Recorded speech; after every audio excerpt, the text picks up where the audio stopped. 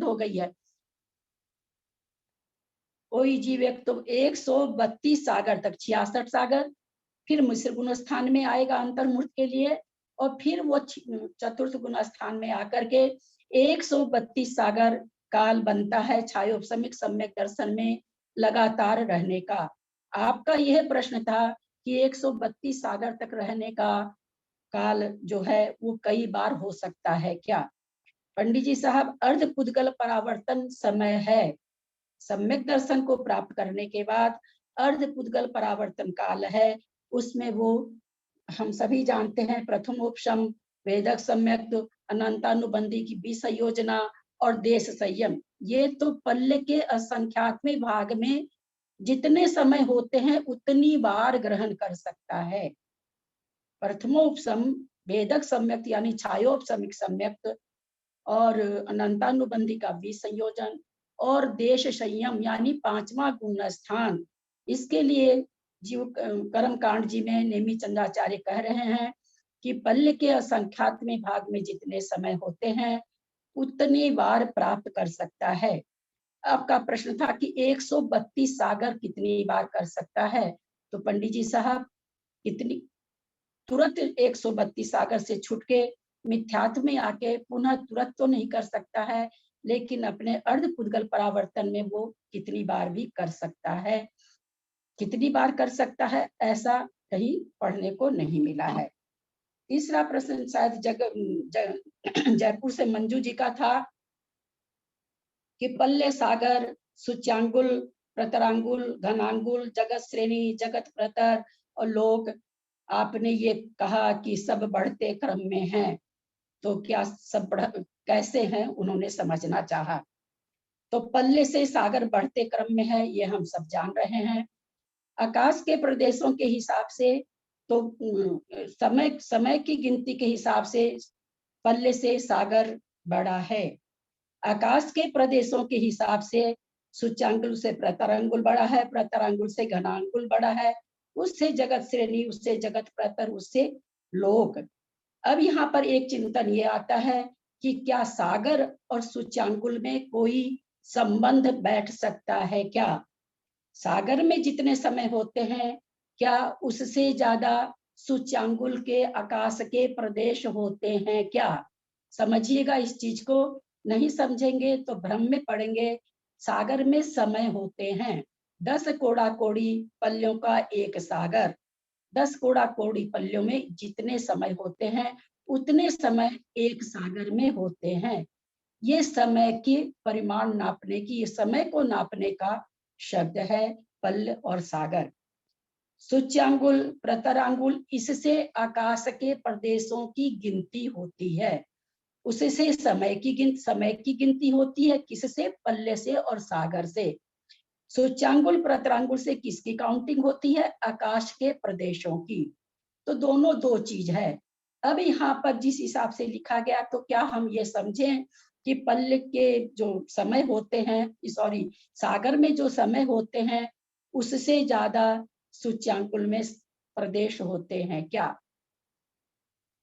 यद्यपि सूच्यांगुल पौन इंच को कहते हैं सूच्यांगुल, सूच्यांगुल का माप क्या है? पौन इंच करीब है। हम ये जानते हैं कि एक सुई की नोक में, एक सुई की नोक से अगर कहीं पर टच किया जाए तो वहां पर ऐसा आया है कि असंख्यात आकाश के प्रदेश हो सकते हैं। इससे भाव भासना भा सकते हैं सूच्यांगुल में कितने प्रदेश आ जाएंगे। यद्यपि सागर में बहुत समय है पर सूच्यांगुल में भी आकाश के प्रदेश कम नहीं है। अब इसकी हम, अगर हम इसमें संबंध जोड़ें, जबकि वो समय का माप है, ये प्रदेश का माप है, इसके लिए थोड़ी सी हम लोग भी मेहनत करें। सारा केवल दूध दूह के मक्खन निकाल के परोसा जाए, इतनी अपेक्षा हम नहीं रखें। पढ़ें, अलौकिक गणित में दिमाग लगाएं, डूबें, एक एक पंक्ति को 10-10 बार पढ़ें, आपको इसका जवाब वहां मिल जाएगा। यहाँ पर पल्ल से सागर बड़ा है, सागर से सूच्यांगुल बड़ा है कि नहीं है, हमने अभी चिंतन कर लिया कि सूच्यांगुल में भी असंख्यात प्रदेश है और सागर में भी असंख्यात समय हैं। अब समय और इसकी तुलना अगर करते हैं गिनती से तो दोनों कैसे हैं, ये आपको इसके लिए थोड़ी खुद भी मेहनत करने की कोशिश करिए। सारा निचोड़ एक ग्रंथ में 10 ग्रंथों का निचोड़ नहीं दिया जा सकता। वैसे हम जहाँ बहुलता से कथन होता है वो कथन किया जाता है। यहाँ बहुलता से सूच्यांगुल से प्रतरांगुल बड़ा है, प्रतरांगुल से ये 6 संख्या है, ये एक दूसरे से क्रम में बढ़ती हुई है। और कथन जब किया जाता है जो बहुलता से पाया जाता है उसका किया जाता है। ये बात समझ में आ गई होगी। अब हम लोग आगे चलते हैं। क्या चीज ना, मेरी किताब नहीं है। ओ अच्छा, कल इसमें लिया था। अब चल रहे हैं, हम लोग सब कोई जान गए हैं कि 7 पद से हम लोग क्या पढ़ रहे हैं, क्षेत्र परिरूपणा। क्षेत्र परिरूपणा मतलब जैसे कोई भी जीव कितना क्षेत्र को घेरता है। जैसे मान लीजिए कोई एक 5 फीट का आदमी है, उसकी अवगाहना कितनी है, 5 फीट। उसका बाहुल्य कितना है, यानी चौड़ाई कितनी है, विस्कंभ कितना है, मान लेते हैं 2 फीट। उसकी मोटाई कितनी है, हम मान लेते हैं 1 फीट।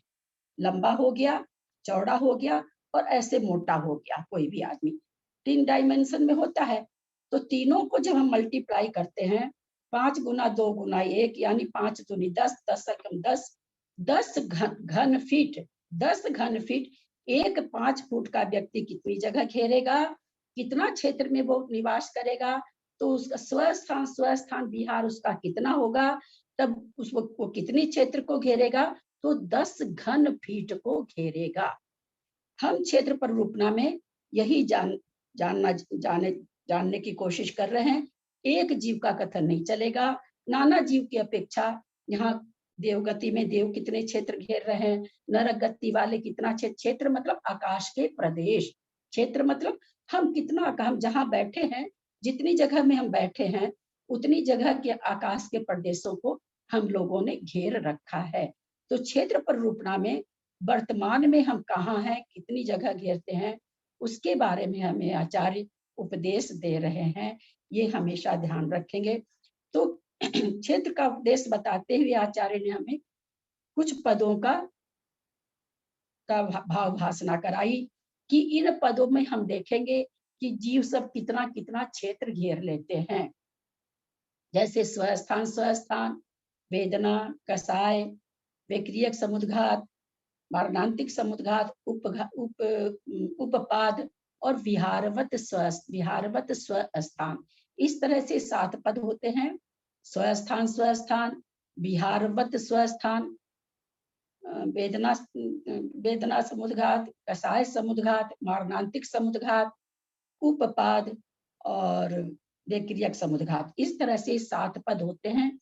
इन 7 पदों में जीव कितनी कितनी जगह घेरते हैं, कितना कितना क्षेत्र घेरते हैं, इसके बारे में यहाँ पर हम लोगों को बताया जा रहा है मुनि श्री प्रणम्य सागर जी के द्वारा। हम लोगों ने कल समझा था वेदना जो किताब हम लोगों ने सबने समझा था मिथ्यात्व गुण स्थान के की दृष्टि से समझा था कि जीव सामान्य से अनंत हैं। उसमें कितनी जीव राशि स्वस्थान है और कितनी जीव राशि वेदना, कसाय, समुद्घात गत राशि कितनी है। हमने जाना था संख्यात बहुभाग तो स्वस्थान है, संख्यात एक भाग वेदना और कसाय समुद्घात में है। लेकिन ये सारी जीव राशियां संख्यात बहुभाग हो या संख्यात एक भाग हो, ये अनंत ही हैं। और ये इन स्थानों में राशियां सभी जगह सर्वलोकीय स्थान कितना है, ये क्षेत्र जो मिथ्या दृष्टि जीव हैं स्वस्थान के द्वारा कितना क्षेत्र घेर रखे हैं अथवा कितने क्षेत्र में पाए जाते हैं, तो कहा गया सर्वलोक में। क्योंकि हम सभी जानते एक इंद्रिय से लेकर के पंचेंद्रिय देव, नारकी, मनुष्य, त्रियंच सभी मिथ्या दृष्टि होते हैं और एक इंद्रिय जीव सभी जगह भरा हुआ है मिथ्या। चूंकि यहाँ पर गुण स्थान के हिसाब से समझाया जा रहा है मिथ्यात्व गुण स्थान में स्वस्थान पद वाले कितने क्षेत्र घेरेंगे? तो इन्होंने कह दिया सर्वलोक, क्योंकि वे पूरे लोक में पाए जाते हैं। फिर कहते हैं मारणांतिक, पुनः इस सब्जेक्ट को थोड़ा सा दोहरा लेते हैं। मारणांतिक समुद्घात को प्राप्त हुई वेदना और कषाय में भी इन्होंने संख्यात्मक भाग हो गया। मारणांतिक समुद्घात को प्राप्त हुई जीव राशि भी सर्व जीव राशि के संख्यात्मक भाग प्रमाण होती है। मान लीजिए जो हमने उदाहरण लिया था 1000 जीव राशि, हमने अनंत को कितना माना था? 1000। तो 1000 की 1000 जीव राशि सबकी सब तो मरणांतिक समुद्घात नहीं करेगी ना, कुछ कुछ जो मरण करने वाली होगी वो करेगी, सब तो करेगी नहीं। तो तब वो कितने भाग करती है? तो वो भी संख्यात्मक भाग। लेकिन ये भी आचार्यों ने कहा ये भी अनंत है, क्योंकि लब्ध पर्याप्तक जीव तो मरणांतिक समुद्घात करते ही रहते हैं, हर पल 18वें श्वास में मर रहे हैं, कर रहे हैं, तो ये भी अनंत ही है। फिर इन्होंने कहा वेदना कषाय समुद्घात की तरह यह भी अनंत प्रमाण है। कौन सी? मारणांतिक समुद्घात करने वाली। ध्यान रखेंगे, स्वस्थान जाना हमने, वेदना कषाय जाना, मारणांतिक समुद्घात हम लोग जान रहे हैं, जो कि चौथा पद है। 7 पद में हम चौथे पद को समझ रहे हैं। तो ये कहते हैं कि तीनों जीव राशि है अपने जीवन में संख्यात्मक भाग प्रमाण, माने जो इनका जीवन है उसमें संख्यात से भाग दीजिए, तो उतने प्रमाण तो ये 3 तरह का समुद्घात ही करती रहती हैं। ये राशियां का 3 जो राशियां हैं मिथ्या दृष्टि जीव वाली, इसमें से जो अनंत जीव राशि है वो अपने जीवन में बहुत थोड़े से काल ठीक से रहती हैं, हमेशा वेदना कषाय अथवा मारणांतिक में रहती हैं। दीदी मरण अलग और मारणांतिक समुद्घात अलग है क्या? सब जीव समुद्घात तो नहीं करेंगे, मरण ऐसे भी तो हो सकता है ना? हो सकता है। तो ये कहाँ कह रहे हैं कि सब जीव करेंगे? तो यहाँ पे मारणांतिक समुद्घात आया है ना? हाँ बिल्कुल। और मरण का नहीं आया। नहीं, मारणांतिक समुद्घात तो वही जीव करेगा जिसका मरण होना है, बाकी जीव तो करेंगे नहीं। लेकिन सभी मरने वाले, मारणांतिक समुद्घात करने वाला जीव मरण को प्राप्त होगा नियम से, लेकिन सभी मरण को प्राप्त होने वाले जीव मारणांतिक समुद्घात नहीं करते। ठीक है, मारणांतिक समुद्घात करने वाले जीव नियम से मरण को प्राप्त होंगे, पर सभी मरण करने वाले जीव मारणांतिक समुद्घात नहीं करते।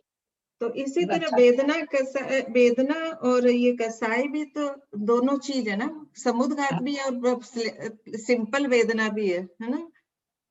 नहीं, सिंपल वेदना को समुद्घात में नहीं लिया जाता है। यहाँ पे कौन सा को लिया है? तीव्र वेदना, उसी में आकाश के प्रदेश है ना, आत्मा के प्रदेश, उसी में फैलते हैं। आगे आएगा कि किस तरह से फैलते हैं। हल्के फुल्के में जैसे मान लीजिए बैठे हल्का सा माथा दर्द हो रहा, तब थोड़ी कोई अपने आत्मा के प्रदेश फैलते। जब हमको तीव्र वेदना होती तब हम चिल्लाते हैं, गाते हैं, रोते, कोई भी एक इंद्रिय जीव ज्यादा तड़पता है, करता है, तो उसके आत्मा के प्रदेश फैलते हैं। तब वो आकाश के प्रदेशों को ज्यादा रोकता है।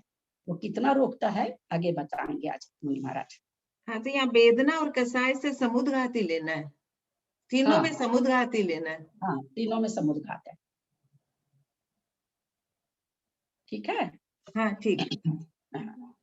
इसलिए इन 3 राशियों का प्रमाण सर्व जीव राशि के संख्यात्मक भाग कहा, क्योंकि सभी जीव राशि हर समय वेदना कसाय में रहे और मारणांतिक में रहे, ये तो संभव नहीं है। तो इसलिए कहते हैं कि सारी जीव राशियों का, इसलिए हमने कहा कि संख्यात्मक भाग वेदना कसाय और मारणांतिक समुद्घात में रहती है। ऐसा नहीं समझ लेंगे कि जो जीव राशि वेदना कर रही है वही कसाय कर रही है, वही मारणांतिक कर रही है, ऐसा नहीं लेना है। उस अनंत जीव राशि में संख्यात जीव राशि वेदना कर रही है, संख्यात जीव राशि कसाय कर रही है, संख्यात जीव राशि संख्यात में भाग जीव राशि मरणांतिक कर रही है। एक जीव राशि में तीनों नहीं घटेगा, है ना, ऐसा नहीं सोच लीजिएगा। तो ये राशि बनी कैसे? तो कहते हैं कि काल में संचय करने से, जैसे जितनी देर वेदना समुद्घात हो रहा है उतनी देर में जितने जीव वेदना समुद्घात कर लेंगे तो वो वेदना समुद्घात में संचय हो गया जीवों का। अथवा कसाय समुद्घात जीव सब कर रहे हैं, वो कसाय समुद्घात जितनी देर चल रहा है उतनी देर में कितने जीवों का संचय हो जाएगा। तो यहाँ पर आचार्य कह रहे हैं कि उस अनंत जीव में इसका संख्यात्मक भाग संचय हो जाएगा। मात्र उपपादगत समुद्घातगत राशि सर्व जीव राशि के असंख्यात में भाग प्रमाण है। हम संख्यात से भाग देते हैं तो लब्ध, ये इसलिए बताना जरूरी है बार बार कि ये शब्द बार बार आएंगे, एकदम मन में बना के रखे। असंख्यात से भाग देंगे लब्ध कम आएगा, संख्यात से भाग देंगे लब्ध ज्यादा आएगा। ऊपर जो जीव राशि बताई गई वेदना कसाय मारणांतिक में, वो संख्यात से भाग दी गई थी, उसमें जीव राशि ज्यादा थी। वो क्यों हुई थी? तो कहते हैं उस काल में संचय करने से ज्यादा हुई। अब उपपाद में ये कहते हैं सर्व जीव राशि का असंख्यात में भाग प्रमाण है। ऐसा क्यों कहा? उपपाद पहले हम समझे किसको कहते हैं। जहां जीव मरण करता है, ध्यान से सुनेंगे। मुझे इस उपपाद को समझने में बहुत समय लगा था, विद्वानों से पूछी तब जाके मैं कंफर्म हो पाई थी। उपपाद का मतलब क्या होता है? जहां भी जो जीव मरण करता है, मान लीजिए कोई त्रियंच मरण कर रहा है और देव में जा रहा है, तो क्या कहलाएगा? देव का उपपाद। त्रियंच का देव में उपपाद। उपपाद समझिएगा, जिस योनि में जाने वाला रहता है, जिस पर्याय में जाने वाला रहता है, उपपाद उस पर्याय का कहलाता है, नंबर 1। नंबर 2, उपपाद कहाँ होता है? जहां जीव मरण करता है वहीं पर होता है। नंबर 3, उपपाद एक समयवर्ती होता है, क्योंकि उपपाद हो गया काम खत्म। उसके बाद जो हम लोगों ने पढ़ा था कर्म कांड में, उपपाद योग स्थान, है ना, याद होगा, परिवर्तन एकांतानुवर्ती परिणाम योग स्थान। तो वो योग स्थान अलग चीज है, योग होना अलग चीज है। यहाँ केवल उपपाद, जैसे ही मरा वैसे ही तो जन्म गया दूसरी योनि में, मरते ही तो दूसरी पर्याय चालू हो गई, दूसरी पर्याय की आयु चालू हो गई। तो उसका जन्म कहाँ माना जाएगा? मान लीजिए कोई त्रियंच स्वयंभू रमन समुद्र में मर रहा है, प्राणों को त्याग रहा है, और वो सम्यक दृष्टि है, वो 16वें स्वर्ग में जन्म ले रहा है, तो उसका उपपाद क्या कहलाएगा? 16वें स्वर्ग के देव का उपपाद कहलाएगा। तो उपपाद मतलब जिस पर्याय को धारण करने रहता है वो कहलाएगा। जहां मरण होता है वहीं उपपाद होता है, और यह एक समयवर्ती होता है।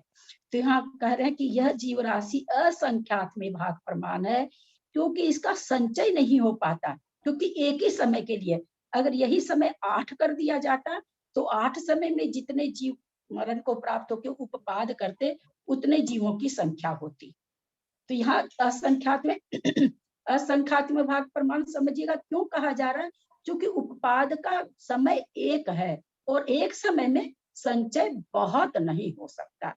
तो इसलिए क्या कह रहे हैं, उपपाद पद स्थान में कितनी संख्या है? तो उस अनंत जीवों की संख्या का असंख्यात्मा भाग है। दीदी जो मरेगा वो तो उपाद होगा, तो दोनों की संख्या बराबर होनी चाहिए। नहीं तो तुरंत ये कहा हमारा वही जन्मा ना, तो वही जन्मा, ठीक। तो इन्होंने ये कहा कि मरण है सो इतने कर रहे हैं, मरण का संख्यात्वा लिखा है ना। हाँ, तो इन्होंने तो मारणांतिक समुद्घात कहा ना मंजू जी, मरण नहीं कहा। मरणांतिक समुद्घात करने वाले जीवों की संख्या क्यों ज्यादा, वही तो पकड़ाना चाह रहे हैं आप लोग। मरणांतिक समुद्घात करने वाले जीवों की संख्या क्यों ज्यादा है? कोई मरणांतिक समुद्घात करने जो भी जीव जा रहा है, जितने रास्ते से जा रहा, अनेकों जीव जाते जा रहे हैं, कोई वहां पर पहुंचा, कोई रास्ते में है, कोई चल रहा है। एक जगह से दूसरी जगह 8 किलोमीटर पर 500 लोगों को दौड़ के पहुंचने कहा गया। उसमें से 500 के 500 दौड़ गए ना, तो जो जो 10 किलोमीटर की दूरी है उसमें 500 जीव पाए जाएंगे ना। आपने एक पॉइंट दिया, यहाँ से 500 लोगों को दौड़ना है, आगे मंदिर है वहां तक पहुंचना है, एक साथ दौड़ गए ना, तो वो जो उस पॉइंट से जो मंदिर का रास्ता है उस रास्ते में सभी मिल गए ना। आप क्या कहेंगे? भाई 500 लोग दौड़ रहे हैं मंदिर के लिए, आप ये थोड़ी कहेंगे उसमें कि 2 लोग दौड़ रहे हैं, जो कि 500 के 500 दौड़ रहे हैं। उसी तरह मारणांतिक समुद्घात करने जीव जा रहा है, तो उस मारणांतिक समुद्घात में जितनी जीव राशि प्रवेश कर गई वो जीव राशि की संख्या है। उपपाद किसका होता है? जो मरण कर लेता है।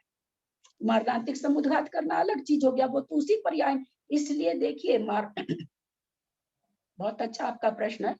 मारणांतिक समुद्घात, जैसे कोई अभी हमने उदाहरण दिया, कोई त्रियंच मर रहा है, प्राणांत कर रहा है, वो मारणांतिक समुद्घात कर रहा है।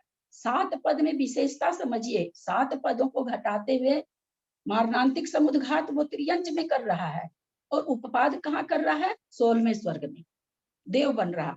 उपपाद पद घटा रहे हैं तो वो देव देव पर्याय में आ गया। तो मारणांतिक समुद्घात कब कर रहा है? जब वो त्रियंच है। एक ही त्रियंच में दोनों पद अलग अलग पर्याय में घट रहे हैं। समझ में आ रहा होगा?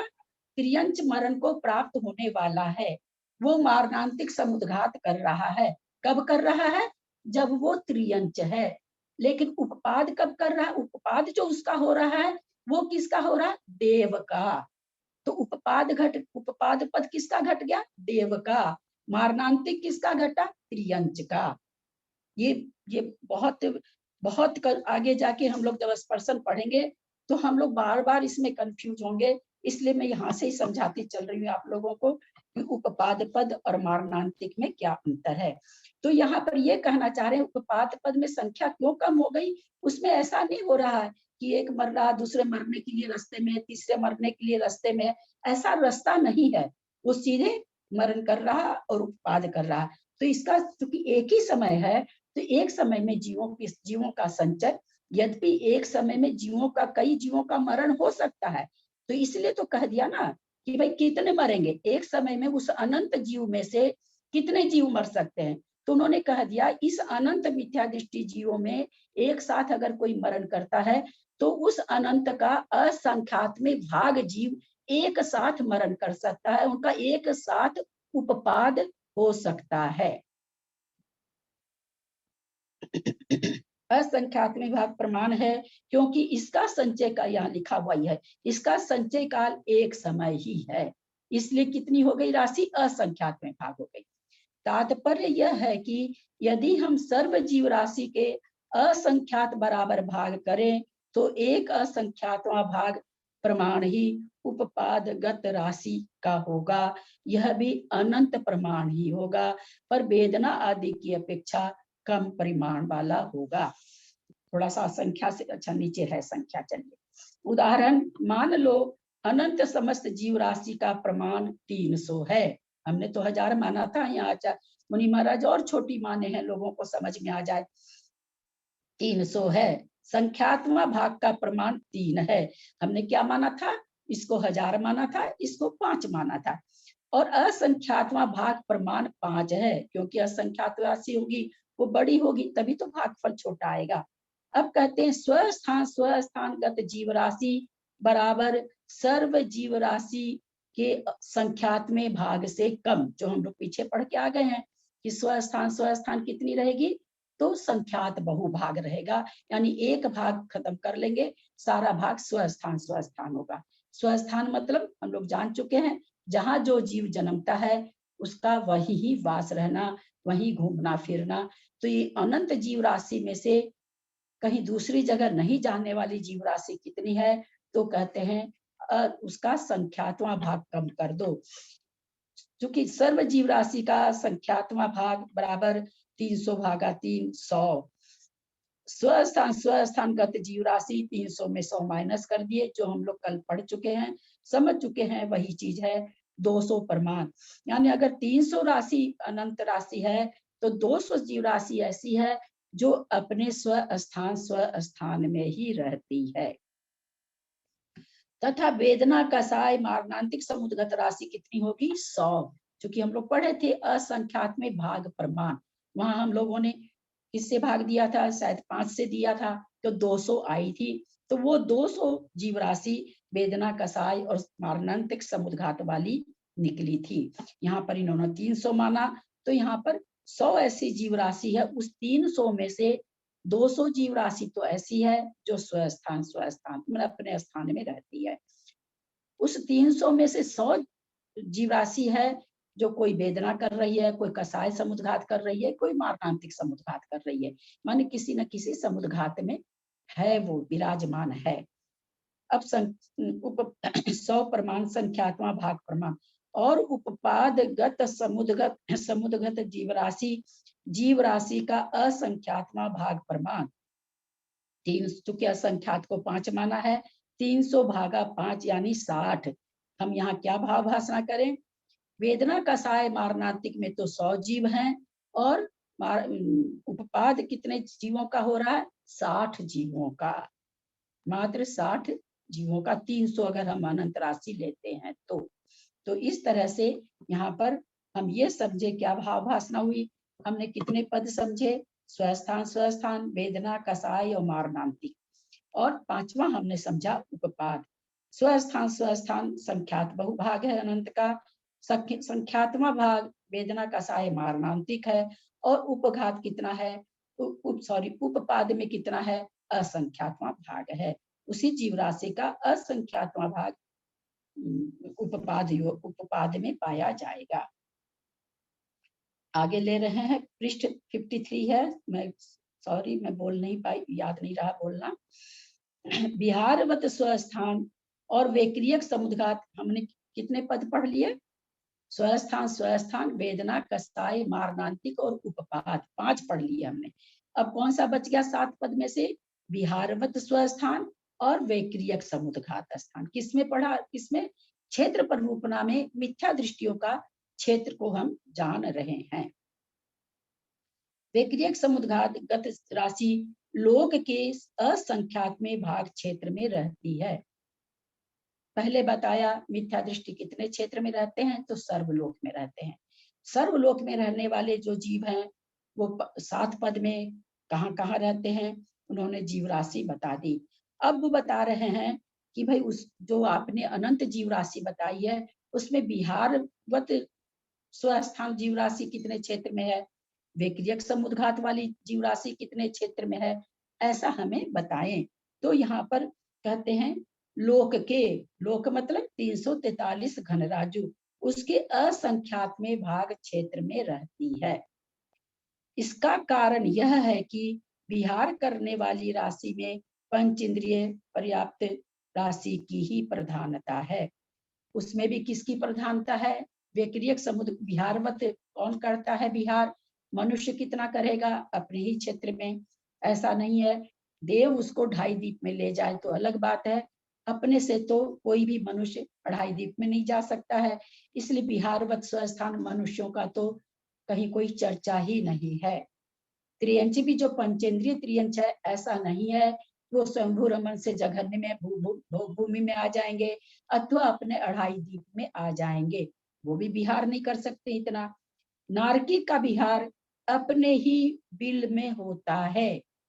नारकी का विहार अपने ही बिल पर्यंत होता है, यद्यपि उनका बिल हम लोग पढ़ चुके हैं। जहाँ असंख्यात नारकी निवास करते हैं उनका बिल असंख्यात योजन का है। जहाँ संख्यात नारकी निवास करते हैं उनका बिल संख्यात योजन का है। उनका बिल ही अपने आप में बहुत बड़ा है, लेकिन वो विहारवत स्वस्थान नहीं बनेगा क्योंकि वो अपने ही बिल में करते हैं, तो उनको विहारवत स्वस्थान में नहीं ले सकते हैं। तो इसलिए कहा जा रहा है देव ही ऊपर 12वें स्वर्ग से चलकर तीसरे नरक तक आ सकते हैं। देव ही, नीचे के तो आते ही हैं, ऊपर तक हम जा रहे हैं, कहाँ तक के देव आ सकते हैं? तो 12वें स्वर्ग के देव नीचे संबोधन के लिए कहाँ तक आ सकते हैं? तीसरे नरक तक। तो विहारवत स्वस्थान अगर बनता है किसी का तो वो देवों का बनता है। अब देखें मुनि महाराज आगे क्या कह रहे हैं। उसमें भी देव राशि की ही, क्योंकि और कोई विहार इतना कर ही नहीं सकता। परस्थान विहार में हम लोग भारत से अमेरिका चले जाएंगे, रूस चले जाएंगे, चाइना चले जाएंगे, बेसी से बेसी इतना चले जाएंगे पर स्थान में, तो वो भी 2.5 दीप के अंदर ही अंदर रहेगा। 2.5 दीप क्या मतलब इसमें कहिए भारतवर्ष के जो जम्बू द्वीप के अंदर ही अंदर रहेगा। यहाँ भी कह रहे हैं देवराशि की ही तथा वैक्रियक समुद्घात में ज्योतिष देवों की ही प्रधानता है। पहले उन्होंने क्या कह दिया? विहारवत स्वस्थान में देवराशि, इसका मतलब सभी देव, चारों प्रकार के देव। जब वैमानिक देव आ रहे हैं तो और देव तो आ ही सकते हैं, हम लोग को इसमें शंका की जरूरत ही नहीं है। ऊपर के 12वें स्वर्ग के देव जब आ सकते हैं तो बाकी 3 तो भवंतरी के लिए तो कुछ कहने के लिए रह ही नहीं जाता है। तो इसलिए उन्होंने कहा वैक्रियक समुद्घात में तो देव राशि, यानी इससे क्या हमको भाव भासना होनी चाहिए, चारों प्रकार के देव। लेकिन कहते हैं विक्रियक समुद्घात कौन ज्यादा करेगा, ये बिहारवत स्वस्थान की बात हुई, देव राशि। विक्रियक समुद्घात ज्योतिष देव की संख्या ज्यादा होगी। ऐसा क्यों है, क्योंकि वही राशि बहुत ज्यादा है। फिर भाव भासना करते हैं, 7 नरकों के नारकियों से अकेले ज्योतिष देव की प्रधानता संख्या ज्यादा है, तो देवों में तो है ही ज्यादा। तो विक्रियक समुद्घात ज्योतिष देवों की ही प्रधानता है। यह राशि असंख्यात प्रमाण है। ज्योतिष देव कितनी है, सामायिक पाठ में हम लोग सब कोई बोलते हैं व्यंतर ज्योतिष के अधिकानों, तो व्यंतर देव ज्योतिष देव संख्या में बहुत ज्यादा होते हैं, उसमें भी ज्योतिष देव सबसे ज्यादा होते हैं। अब यहाँ कह रहे हैं, अब थोड़ा सा आप लोग ध्यान देंगे, थोड़ा सा मैं सोचती हूँ एक कैलकुलेशन तो आप लोग को जरूर ही समझा दूं। आगे के कैलकुलेशन में तो बहुत मतलब बिना बोर्ड के शायद नहीं हो पाएगा, जबकि आगे का कैलकुलेशन समझ में आ रखा है, लेकिन बिना बोर्ड के नहीं हो पाएगा। एक कैलकुलेशन हम कोशिश करते हैं समझाने की, पर समय हो गया, मैं ध्यान ही नहीं दिया। कल लेते हैं इसको पंडित जी।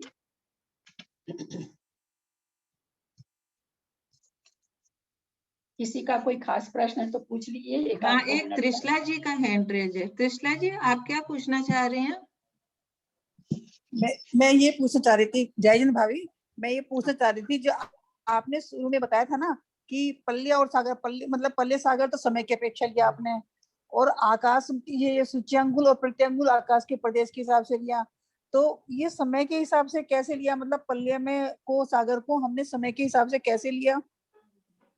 हेलो, इसीलिए तो कह रहे हैं ना कि सारी चीज यहाँ उतनी ही भाव भासना करिए जितना इस शास्त्र में है। इसके लिए अलौकिक गणित पढ़नी होगी, और अलौकिक गणित का विषय मैं इसमें नहीं ले सकती, आते हुए भी नहीं ले सकती। बस जितना बोला जाए उतना आप लोग समझेंगे तो ठीक रहेगा। इसमें अगर मैं अलौकिक गणित समझाने बैठ जाऊंगी, ये विषय यही का यही धरा रह जाएगा। ये अलौकिक बस इतना समझिए कि वो हम लोग सभी जानते हैं, बार बार अभी तो मैंने बताया कि प्रथमोपसम वेदक सम्यक, तो पल्ल के असंख्यात में भाग में जितने समय, यानी उसमें समय है, जितने समय हो उतनी बार प्राप्त कर सकते हैं। तो इससे तो भाव भाषा हो जानी चाहिए ना आप लोग को कि पल्ले में समय है, क्योंकि नापा जा रही एक सागर की आयु है। एक सागर की आयु मतलब उसमें कितने समय है, एक सागर में कितने समय है, उसी को तो आयु कहेंगे ना। 1 बरस की आयु, 2 बरस की आयु, किसी की 1 सागर की आयु है, तो उसमें क्या, उसमें कितने समय है, तो ये समय मापने का मापदंड है। और पल्ले वो आकाश के प्रदेश नापने का ये है। ठीक है, ठीक, अच्छा। मात्रा पदवाक्यहीनं मया प्रमादात् किंचनोक्तं तन्मे क्षमित्वा विदधातु देवी सरस्वती केवल बोधलब्धिं। बोधि समाधि परिणाम शुद्धि स्वात्मोपलब्धि शिव सौख्य सिद्धि। चिंतामणिं चिंतित वस्तुधाने त्वं वंदे मानस ममास्तु देवी। जा वाणी के ज्ञान ते सुझे लोकालोक, सो वाणी मस्तक चढ़ो सदा दे तुम लोग। हे जिनवानी भारती तो ही जपूं दिन रैन, जो तेरा शरण आ गए सो पा